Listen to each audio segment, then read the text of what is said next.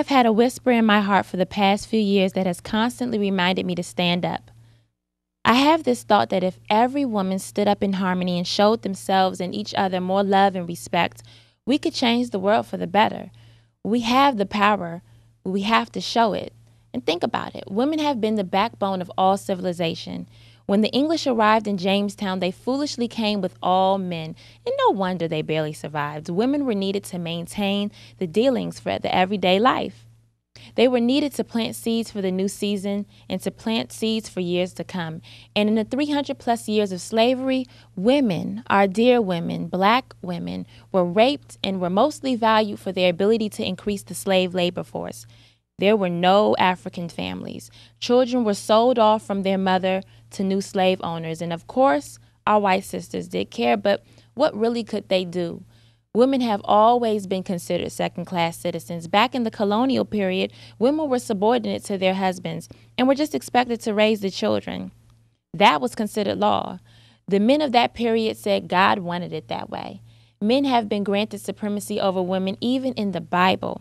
In 1 Corinthians chapter 11, verses 8 through 9, for the man is not of the woman, but the woman of the man.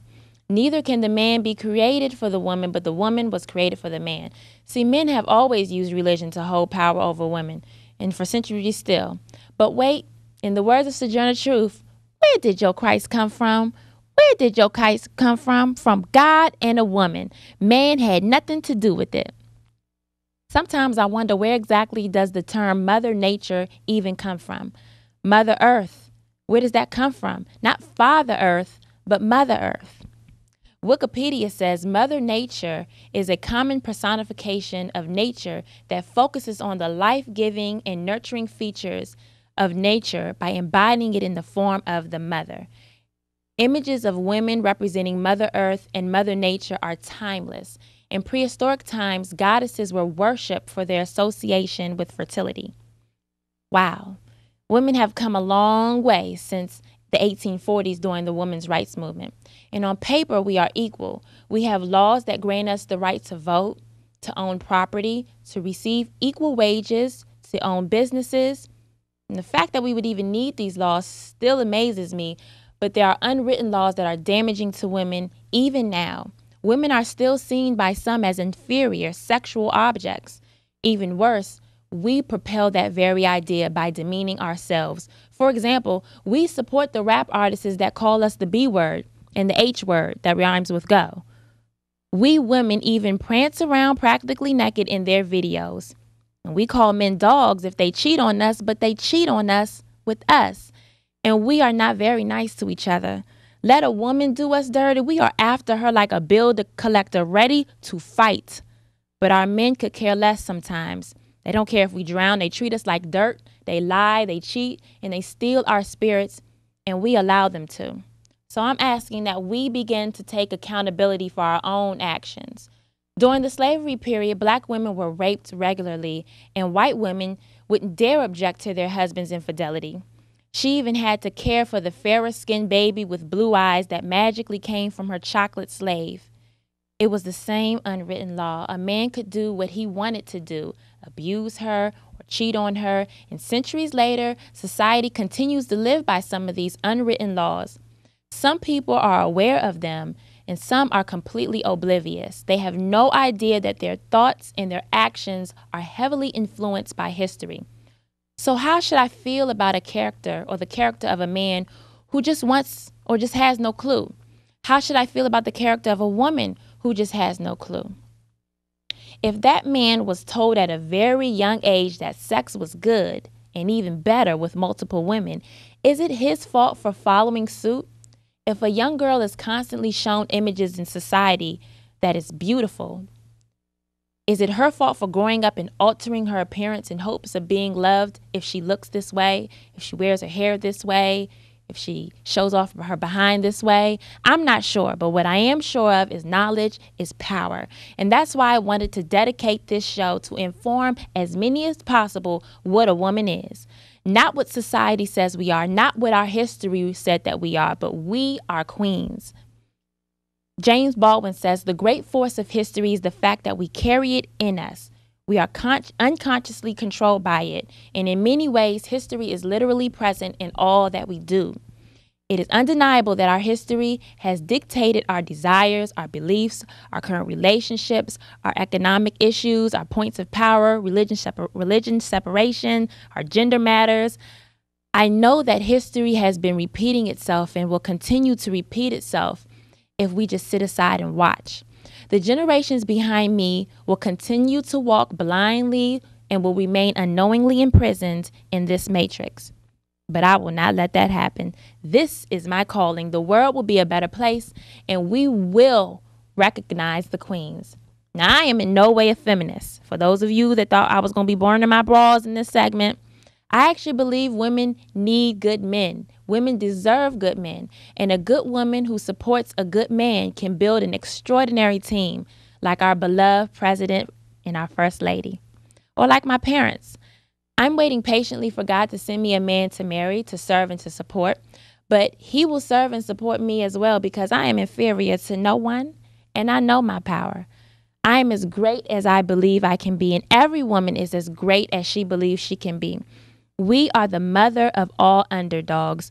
We all, from California to Washington, D.C., from Africans, the Native Americans, Hispanics, and the beautiful people in the Middle East, women, we continue to be pushed aside in some areas. But if we all loved ourselves and loved each other and encouraged the world to be a better place, we can make a difference. Why? Because we give birth and we cultivate the future. The world needs us now more than ever. We are great at anything. We are needed for everything because life would end if there were no women. So please, ladies, remember that we are queens. Thank you so much for tuning in and watching the Rising Spivey Show. It's been an absolute dream come true to write and produce and direct, and I just thank everybody that's involved, everybody here at the studio, all of my team. Thank you all so much, and especially the viewers for watching. Today's episode was about queens, and I'm hoping that it inspired folks, it inspired women to remember that they are queens. It's inspired me to live up to the things that I've said, to practice what I've preached. Also, the fellas, I hope that you all will turn a new leaf and look at our sisters a little bit differently because we need you. We really do. And it's a new day. We should have hope. Change is here, so why not? I also want to dedicate this show to Paula Lutz, who passed away of breast cancer last year, and to all the other breast cancer survivors, stay strong. And to those of you who have lost someone to breast cancer, God be with you. And I hope that we will continue to fight for that. Funding and research is very important. And last thing, I really want you to tune in next week. We're going to talk about love, my favorite subject. Though if I studied it in school, I'd probably fail because I know nothing about love, apparently. But we're going to have on some special guests that are going to help us get through this important topic. Carrie Ann Richards is going to be on. Victorious Hall and Qualamia Hall will be on to discuss love, and it's going to be a great show. It's actually an hour long, the special edition of Rising Spivey, so you need to be there. And I just want to ask if you could, I would appreciate your feedback and your comments. You can always email me at believe@risingspivey.com or check my website to see what I'm all about, get to know me a little bit more. I'd love to get to know you too. It's www.risingspivey.com. All right? I really enjoy this. I hope that you do too. I don't think life could get any better because this is all that I've ever wanted to do, and I'm doing it now. So thank you, and I'll see you next time. I wouldn't mind someone to hold me.